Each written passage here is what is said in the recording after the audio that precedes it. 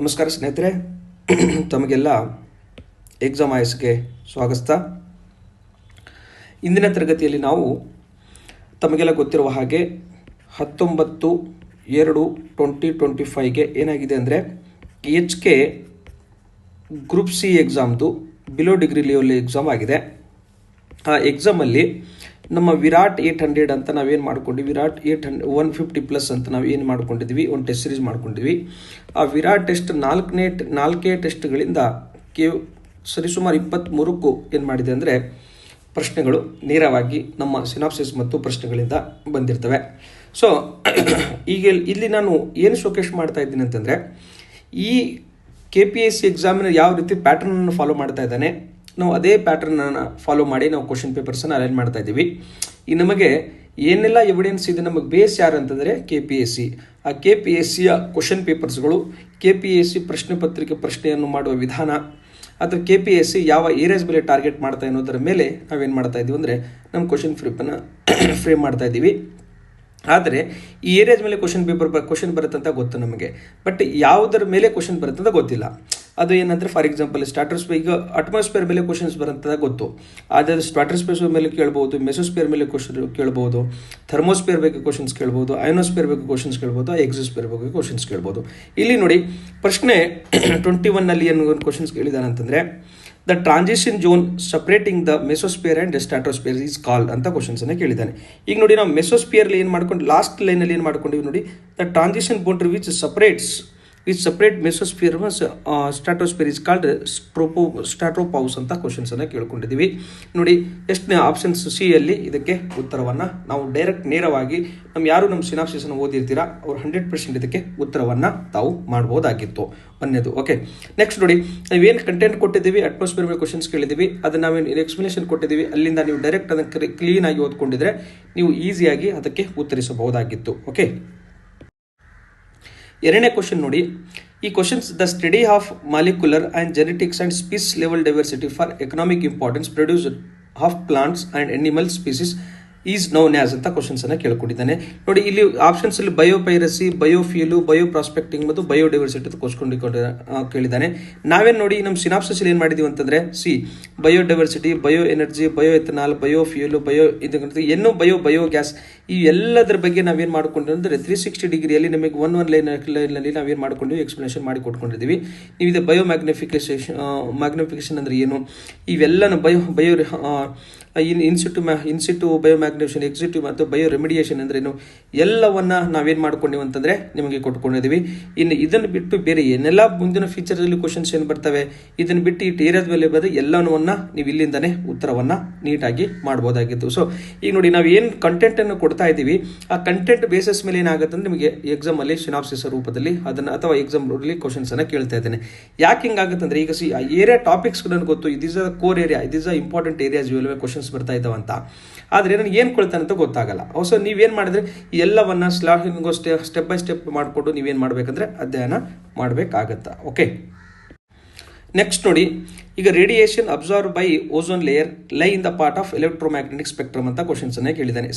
ಈಗ ನಾವು ಕೂಡ ಏನು ಕ್ವಶನ್ಸ್ ಕೇಳಿದ್ವಿ, ಈ ಎರಡೂ ಕ್ವಶನ್ಸ್ ಹೆಂಗೆ ಮ್ಯಾಚ್ ಆಗ್ತಾವೆ ನೋಡಿ. ಈಗ ನಾವು ಏನು ಕ್ವಶನ್ಸ್ ಮಾಡಿದ್ವಿ, which layer of atmosphere maximum concentration of ozone layer ಅಂತ ಕ್ವಶನ್ಸನ್ನು ಕೇಳಿದ್ದೀನಿ. ಆದರೆ ಇಲ್ಲಿ ಏನು ಕ್ವಶನ್ ಅವರು ಕೂಡ ಏನು ಮಾಡಿದರೆ ಓಝೋನ್ ಲೇಯರ್ ಬಗ್ಗೆ ನಾನೊಂದು ಕ್ವಶನ್ಸ್ ಕೇಳಿದ್ದೇನೆ, ಅವ್ರೇನು ಕ್ವಶನ್ಸ್ ಕೇಳಿದ್ದಾರೆ. ನನಗೆ ಓಝೋನ್ ಲೇಯರ್ ನನಗೂ ಇಂಪಾರ್ಟೆಂಟ್ ಅಂತ ಗೊತ್ತು, ಹೌದಾ, ನಾನು ಕ್ವಶನ್ ಪೇಪರ್ ಮಾಡಬೇಕಾದ್ರೆ ಎಕ್ಸಾಮಿನರ್ಗೂ ಗೊತ್ತದು, ಬಟ್ ನನ್ನ ರೂಪದ ನನಗೆ ಹೆಂಗೆ ಕ್ವಶನ್ಸ್ ಕೇಳಬೇಕು ನಾನು ಕೇಳ್ತೀನಿ, ಅದೇ ಟಾಪಿಕ್ ಮೇಲೆ ಏನೋ ಅವರು ಕ್ವಶನ್ಸನ್ನು ಕೇಳಿರ್ತಾರೆ.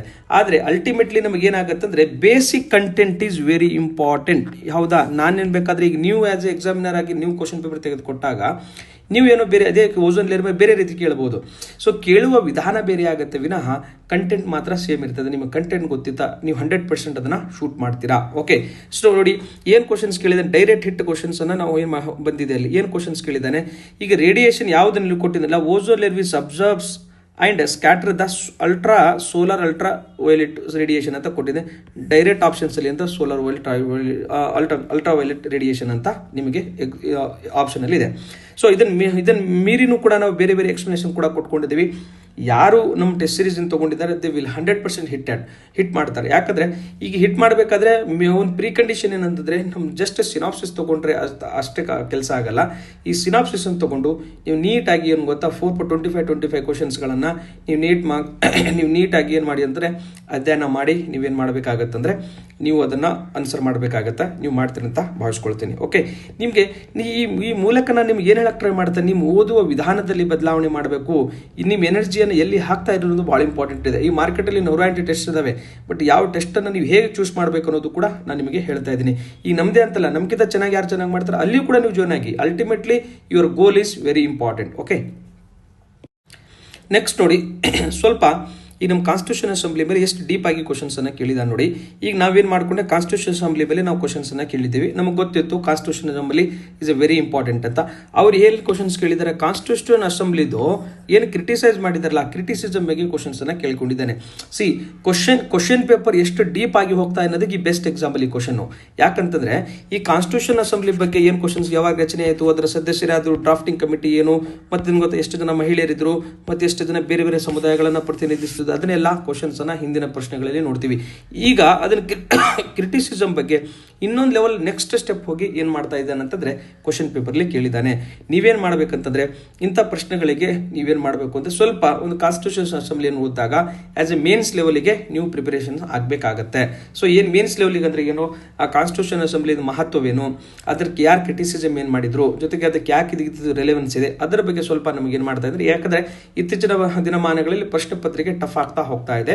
ಸೊ ನೀವೇನು ಮಾಡಿ ಅಂದರೆ ಸ್ವಲ್ಪ ಅದನ್ನು ಗಮನಕ್ಕಿರಲಿ ಅಂತ ನಾನು ನಿಮ್ಮೆಲ್ಲ ಕೇಳ್ಕೊತೀನಿ. ಓಕೆ, ನೆಕ್ಸ್ಟ್ ನೋಡಿ ಏನು ಕ್ವಶನ್ಸ್ ಕೇಳಿದಾನೆ ಅಂತಂದರೆ, ಈಗ ನಮ್ದು ಡಿಸೆಂಟ್ರಲೈಸೇಷನ್ ಆಫ್ ಏನು ಗೊತ್ತಾ 1992 ಪಂಚಾಯತ್ ರಾಜ್ ಮೇಲೆ ಕ್ವಶನ್ಸನ್ನು ಕೇಳ್ಕೊಂಡಿದ್ದಾನೆ.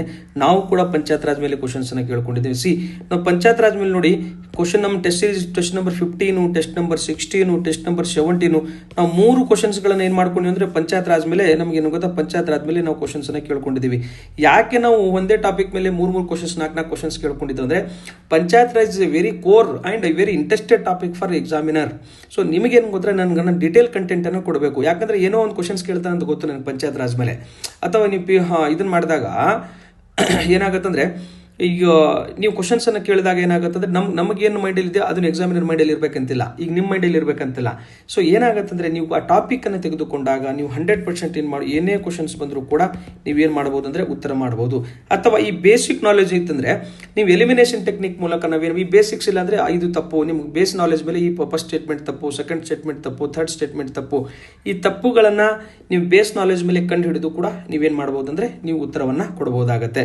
ಸೊ ದಿಸ್ ಆಸ್ ದ ನೀವು ಈ ಪ್ರಶ್ನೆ ಪತ್ರಿಕೆಯನ್ನು ಹಿಡ್ಕೊಂಡು ಯಾವ ರೀತಿ ನೀವು ಥಿಂಕ್ ಮಾಡ್ತೀರ ಅಂದಮೇಲೆ ನಿಮ್ಮ ಫಲಿತಾಂಶ ಡಿಪೆಂಡ್ ಆಗ್ತಾ ಹೋಗುತ್ತೆ. ನೀವು ಥಿಂಕ್ ಮಾಡಿ ವಿಧಾನ. ಈಗ ನೀವು ಟೆಸ್ಟ್ ಸೀರೀಸಿಂದ ಕಲಿಯೋದು ಜಸ್ಟ್ ಟೆಸ್ಟ್ ಸೀರೀಸ್ ತೊಗೊಂಡು ನಾನು ಎಷ್ಟು ಅಂಕ ಬಂತದ್ದು ಅದು ಇಂಪಾರ್ಟೆಂಟ್ ಅಲ್ಲ. ಈ ಟೆಸ್ಟ್ ಸೀರೀಸನ್ನು ತೊಗೊಂಡು ಟೆಸ್ಟ್ ಸೀರೀಸನ್ನು ತೊಗೊಂಡು ಏನು ಮಾಡ್ತೀನಿ ಅಂತಂದರೆ ಟೆಸ್ಟ್ ಸೀರೀಸನ್ನು ತೊಗೊಂಡು ನೀವು ಯಾವ ರೀತಿ ಅದನ್ನು ಸ್ಕಿಲ್ಫುಲ್ ಆಗ್ತೀರಾ ದಟ್ ಈಸ್ ಇಂಪಾರ್ಟೆಂಟ್ ಆಗ್ತಾ ಹೋಗುತ್ತೆ. ಓಕೆ, ಇದನ್ನು ಅರ್ಥ ಮಾಡ್ಕೊಳ್ಳುತ್ತಾ ಭಾವಿಸ್ತು. ನೆಕ್ಸ್ಟ್ ನೋಡಿ, ಈಗ ನಾವು ಏನು ಮಾಡಿದ್ವಿ ಅಂತಂದರೆ ಈಗ ಈ ನೋಡಿ ಎಷ್ಟು ಡೀಪ್ ಆಗಿ ಕ್ವಶನ್ಸ್ ಕೇಳಿದ್ದಾನೆ. ಅದಕ್ಕೆ ಇನ್ನೊಂದು ಎಕ್ಸಾಂಪಲ್ ಅಂದರೆ ಇದು ಕಾನ್ಸ್ಟಿಟ್ಯೂಷನ್ ಅಸೆಂಬ್ಲಿ ಮೇಲೆ ಯಾವ ಡೇಟ್ ಸಹಿತ ಎಲ್ಲವನ್ನ ಕ್ವಶನ್ಸನ್ನು ಕೇಳ್ಕೊಂಡೆ. ಏನು ಕೇಳಿದ್ದಾನೆ, ಈಗ ನ್ಯಾಷನಲ್ ಫ್ಲಾಗ್ ಯಾವಾಗ ಅಡಾಪ್ಟ್ ಮಾಡ್ಕೊಂಡಿವಿ, ನ್ಯಾಷನಲ್ ಆಂಥಮ್ ಯಾವಾಗ ಅಡಾಪ್ಟ್ ಮಾಡ್ಕೊಂಡಿವಿ, ನ್ಯಾಷನಲ್ ಸಾಂಗ್ ಯಾವಾಗ ಅಡಾಪ್ಟ್ ಮಾಡ್ಕೊಂಡಿವಿ, ಅಬ್ಜೆಕ್ಟಿವ್ ರೆಸಲ್ಯೂಷನ್ ಯಾವಾಗ ಮಾಡ್ಕೊಂಡಿವಿ, ಫಸ್ಟ್ ಸೆಷನ್ ಯಾವಾಗ ಮಾಡ್ಕೊಂಡು ಇಷ್ಟು ಡಿಟೇಲ್ ಆಗಿ ನಿಮಗೇನು ಕ್ವಶನ್ಸನ್ನು ಕೇಳ್ಕೊಂಡಿದ್ದಾನೆ.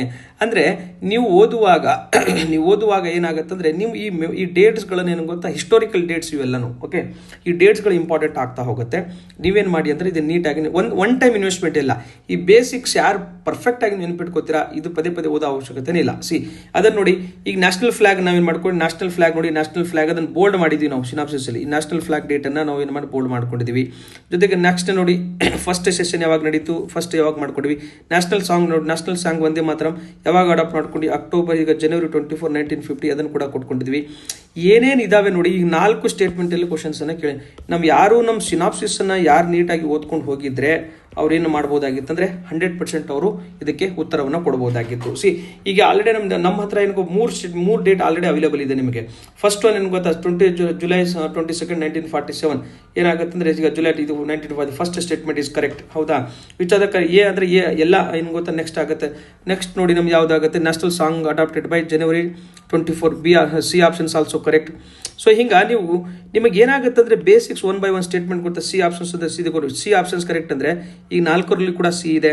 ಈಗ ನಿಮಗೆ ಇ ಮತ್ತು ಡಿ ಒಂದೇ ಯಾವ್ದು ಗೊತ್ತಿದ್ರೆ ನೀವು ಆನ್ಸರನ್ನು ಮಾಡ್ಬೋದು. ಸೊ ಈಗ ನಾನು ಸ್ವಲ್ಪ ವಿಡಿಯೋ ಕಡಿಮೆ ಲೆಂತಲ್ಲಿ ಮಾಡೋಣ ಅಂತ ಸ್ವಲ್ಪ ನಾನು ಸ್ಪೀಡಪ್ ಮಾಡ್ತಾ ಇದ್ದೀನಿ. ಸೊ ನೀವು ಅದನ್ನು ಅಂಡರ್ಸ್ಟ್ಯಾಂಡ್ ಮಾಡ್ಕೊಳ್ತಾ ಭಾವಿಸ್ಕೊಳ್ತಾ ಅಲ್ಟಿಮೇಟ್ಲಿ ನಾನು ಏನು ಹೇಳ್ತೀನಿ ಅಂತಂದರೆ ನಿಮಗೆ ಯಾವ ರೀತಿ ನೀವು ನಿಮ್ಮ ಟೈಮನ್ನು ನೀವು ಎನರ್ಜಿಯನ್ನು ಎಲ್ಲಿ ವೇಸ್ಟ್ ಮಾಡ್ತೀರೋ ಅನ್ನೋದು ಭಾಳಷ್ಟು ಇಂಪಾರ್ಟೆಂಟ್ ಆಗ್ತಾ ಹೋಗುತ್ತೆ. ಓಕೆ, ಇದನ್ನು ನೀವು ಅರ್ಥ ಮಾಡ್ಕೊರಿ ಅಂತ ನಾನು ಭಾವಿಸ್ಕೊಳ್ತೀನಿ. ಓಕೆ, ನೆಕ್ಸ್ಟ್ ನೋಡಿ ಇಲ್ಲಿ ಏನು ಕ್ವಶನ್ಸ್ ಕೇಳಿದೀವಿ ಅಂತ ಕ್ವಶನ್ ಕೇಳಿದಾನೆ ಅಂತಂದರೆ match the form Bidar, Ramanagara, Bidar ಮತ್ತು ಕೊಡಗು ಯಾವ ಈ ಡಿಸ್ಟ್ರಿಕ್ಟ್ಗಳು ಎದಕ್ಕೆ ಫೇಮಸ್ ಅದಾವೆ ಅಂತ ಕ್ವಶನ್ಸನ್ನು ಕೇಳಿದೆ. ತಮ್ಮ ಬಳ್ಳಾರಿ ನಿಮಗೆ ಗೊತ್ತೇ ರಿಚ್ ಡೆಪಾಸಿಟ್ ಫಾರ್ ಐರನ್ ನಿಮಗೆ ಗೊತ್ತೇ ಇದೆ. ಹೌದಾ, ನೆಕ್ಸ್ಟ್ ಬೀದರ್ ನೋಡಿ, ಬೀದರ್ ಬಿದ್ರಿವರೆಗೆ ಇಂಪಾರ್ಟೆಂಟ್. ಬೀದರ್ ಆಲ್ರೆಡಿ ನಮ್ಗೆ ಸಿನಾಪ್ಸಿಸ್ ಕೂಡ ನಾವೇನು ಗೊತ್ತಾ ಬೀದರ್ ಇದನ್ನು GI ಟ್ಯಾಗ್ ಅನ್ನು ಕೊಟ್ಕೊಂಡಿವಿ, ಅದು ನಿಮಗೆ ಇಂಪಾರ್ಟೆಂಟ್ ಇದೆ. ನೆಕ್ಸ್ಟ್ ಕೊಡಗು ಏನು ಗೊತ್ತಾ, ಇನ್ನು ತಲಕಾವೇರಿ ಕೊಡಗು ಇದು ಕೂಡ ನಮಗೆ ಇಂಪಾರ್ಟೆಂಟ್ ಇದೆ. ರಾಮನಗರ ಏನು ಗೊತ್ತಾ ಸಿಲ್ಕ್ ಸಿಟಿ ಇದನ್ನು ಕೂಡ ನಿಮ್ಗೆ ಇಂಪಾರ್ಟೆಂಟ್. ಜನರಲಿಸ್ಟಿಕ್ ಏನದಾವೆ ಕ್ವಶನ್ಸ್ ಅದಾವೆ ಅದನ್ನು ಕೂಡ ನಾವೇನು ಮಾಡ್ಕೊಂಡ್ವಿ ಎಲ್ಲವನ್ನ ನಾವು ಲಿಸ್ಟ್ ಔಟ್ ಕೊಟ್ಕೊಂಡಿವಿ. ಈ GI ಟ್ಯಾಗ್ ಪಡೆದುಕೊಂಡ ವಸ್ತುಗಳನ್ನ ಇಲ್ಲಿ ಏನು ನುಡಿಸಿ ಇಲ್ಲಿ 2-3 ಟೈಪ್ ಕ್ವಶನ್ಸ್ ಅನ್ನ ಕೇಳ್ತಾನೆ. GI ಟ್ಯಾಗ್ ಪಡ್ಕೊಂಡ ವಸ್ತು ಯಾವ್ದು ಕ್ವಶನ್ಸ್ ಅನ್ನ ಕೇಳ್ತಾನೆ, ಅವು ಡಿಸ್ಟಿಕ್ ಯಾವ್ದು ಅಂತ ಕೇಳ್ತಾರೆ, ಯಾವ್ದು ಫೇಮಸ್ ಆಗಿದೆ ಅಂತ ಕೇಳ್ತಾನೆ. ಸೊ ಹಿಂಗೆ 3 to 4 ವೆರೈಟಿ ಕ್ವಶನ್ಸ್ಗಳನ್ನ ಏನು ಮಾಡ್ತಾನೆ ಅಂದರೆ ಎಕ್ಸಾಮಿನರ್ ಕೇಳ್ತಾನೆ. ಯಾವ್ಯಾವ ರೀತಿ ಎಕ್ಸಾಮಿನರ್ ಕ್ವಶನ್ಸ್ ಅನ್ನ ಕೇಳ್ತಾನೆ ಆ ಮೈಂಡ್ ಸೆಟ್ ಅನ್ನ ನೀವು ರೀಡ್ ಮಾಡಬೇಕಾಗತ್ತೆ. ಆ ಮೈಂಡ್ ಸೆಟ್ ಅನ್ನು ರೀಡ್ ಮಾಡಿ ಆ ಮೈಂಡ್ ಸೆಟ್ ಅಂತೆ ನೀವೇನು ಮಾಡಬೇಕಾಗತ್ತೆ ಅಂದರೆ ಆ್ಯಕ್ಟ್ ಮಾಡಬೇಕಾಗತ್ತೆ. ಆ ರೀತಿ ಮಾಡ್ತೀನಿ ಅಂತ ಭಾವಿಸ್ಕೊಳ್ತಾ ನಾನು ಈಗ 5 to 6, 7 ಕ್ವಶನ್ಸ್ಗಳನ್ನು ನಾನು ಏನು ಮಾಡಿದ್ದೇನೆ ಫಸ್ಟ್ ವಿಡಿಯೋದಲ್ಲಿ ನಾನು ಏನು ಮಾಡಿದ್ದೇನೆ ಎವಿಡೆನ್ಸ್ ಸಹಿತ ನಿಮ್ಮ ಜೊತೆ ಮಾತಾಡಿದ್ದೇನೆ.